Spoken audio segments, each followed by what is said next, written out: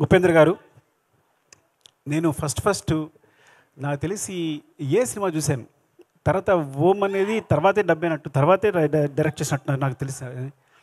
ఏ cinema చూసాను నాకు బాగా గుర్తు.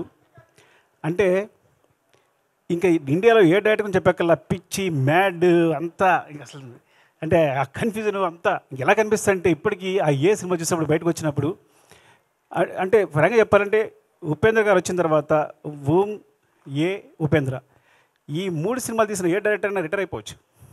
నేను కనుక అలాంటి 3 సినిమాలు తీసి రిటైర్ అయిపోయింది వాడిని. అంత కల్ట్ మూవీస్, అలాంటి మూవీస్ మాకు ఇచ్చారు.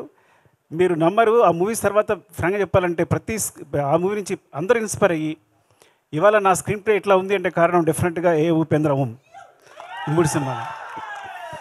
అంటే ఎప్పటికప్పుడు ఆడియన్స్ సర్ప్రైజ్ చేయడం అలవాటు ఆయనకి. నేను ఆ విషయాన్ని మీ దగ్గర నుంచి దొంగలించాను, తస్కరించాను ఏమనాలి. So you are the great inspiration sir. ఇలా చెప్పడానికి అవకాశం వచ్చినందుకు చాలా ఆనందపడుతున్నాను నేను. Thank you sir, love you sir.